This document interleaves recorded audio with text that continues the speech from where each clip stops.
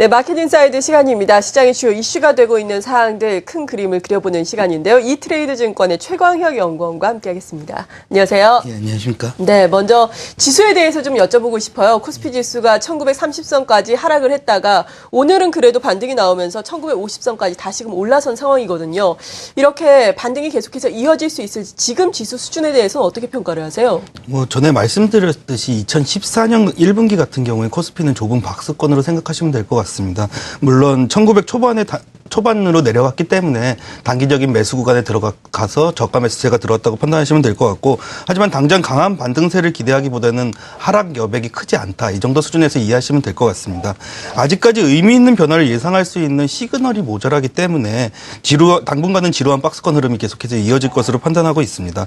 현 시점을 보면 매크로 측면에서는 일종의 과도기적인 국면 혹은 방향성 탐색 구간이라고 판단하시면 될 것 같고, 여러 가지 경제 정책적 이벤트들이 교차하면서 그에 대한 결과를 좀 더 면밀히 살펴볼 필요가 있을 것 같습니다. 의미 있는 변화의 흐름은 3월 중에 나타날 것으로 판단하고 있고, 이전의 장단기적인 변화의 실마리는 G2의 경제 지표나 여러 가지 변화들을 통해서 판단할 수 있을 것으로 보고 있습니다. 중국과 미국을 중심으로 앞으로의 변화를 예측하는 게 아무래도 유리할 것으로 보고 있습니다. 네, 역시나 중국과 미국 이 G2를 통해서 앞으로의 변화를 예상을 해야 된다. 일단은 지금 코스피 같은 경우에는 좁은 박스권 안에서 움직일 가능성이 크다라고 말씀해 주셨는데, 먼저 미국의 이슈부터 살펴보겠습니다. 미국 이슈 하면은 테이퍼링의 속도를 우리가 꼽아볼 수 있겠는데, 이러한 부분과 관련해서 계속해서 우려감이 일다가 주말에는 또 고용지표가 예상을 크게 하회하면서 발표가 됐어요. 이에 따라서 속도가 둔화될 것이다라는 또 의견들이 나오고 있는데, 이러한 부분 어떻게 봐야 될까요?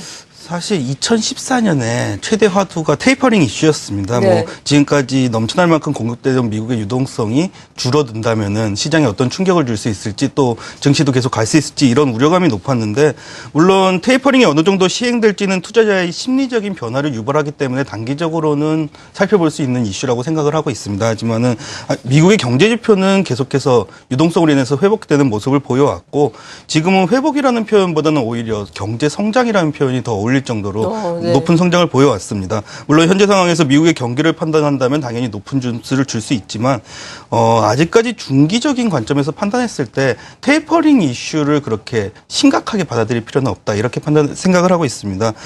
금융위기 이후 지금까지 미국의 상승이 이어왔던 게 유동성이라면은 자산 가격과 고용이 금융위기 이전 시기까지 회복한 지금은 오히려 유동성에 의한 성장은 한계점에 도달했다, 이렇게 판단을 하고 있습니다. 실업률은 하락하고 있는 모습을 보이지만 평균 임금은 계속해서 횡보세를 보이고 있고, 기업 투자 역시 주목할 만한 증가를 보여주고 있지는 못하고 있습니다. 따라서 경기의 선순환 과정으로 넘어가지 못하고 있다면은 유동성의 그 긍정적인 영향도 이제는 제한적이지 않을까, 그렇게 판단을 하고 있습니다. 이런 식의 테이퍼링 연기보다는 오히려 빠른 테이퍼링 실시와 그다음에 정책적인 전환을 통해 가지고 미국의 성장성이 아직도 남아 있다, 이런 성장 모멘텀을 보여주는 게 더 중요한 시점으로 판단하고 있습니다. 네, 그렇다면 지금은 그러니까 테이퍼링이 빨리 실시가 되면 어떡하냐라는 우려감으로 추정일 수 있겠지만, 결국에도 또 투자자들도 시장도 여기에 익숙해지면서 이것을 호재로 받아들일 것이다라는 의견이신 건가요?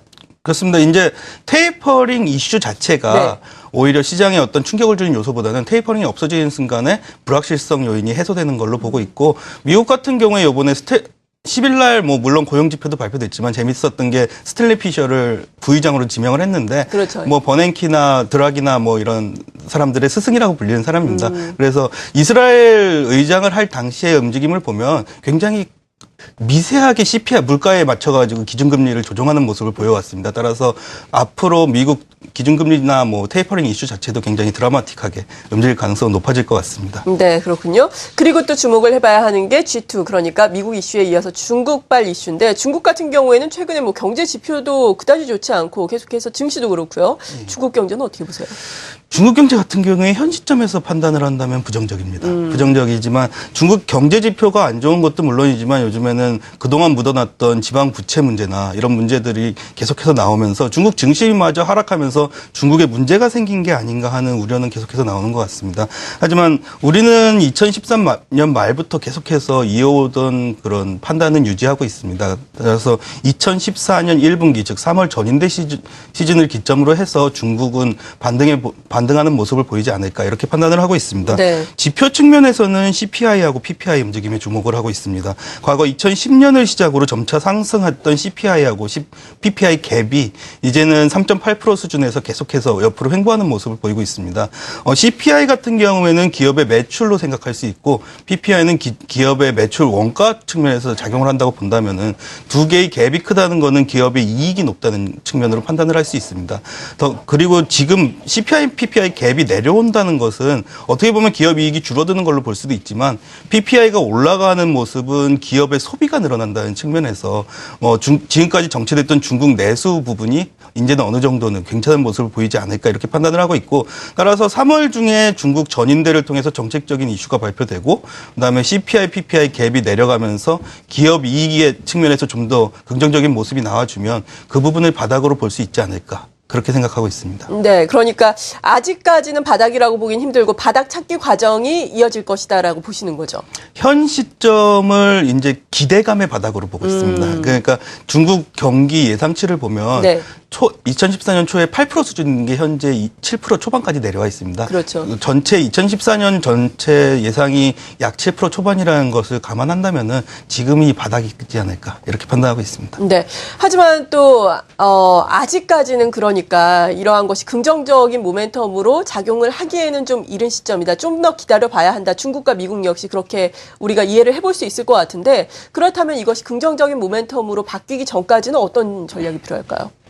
앞서 언급했듯이 미국은 현재 경기가 피크 국면에 들어가 있고 중국은 경기가 바닥 국면에 들어가 있다고 판단하실 수 있습니다. 한국은 이제 미국이나 중국 어느 한 국가만의 성장으로 따라간다 말하기엔 조금 복잡한 상황이 됐습니다. 네. 그래서 2014년 박스권 장세 이상의 경기 효과를 기대하려면은 두 국가 모두 좋아지는 모습을 보이든지 아니면 유로존 국가들이 경기 성장이 나오는 모습을 봐야 되는데 아직까지 그러한 움직임은 없는 것 같습니다.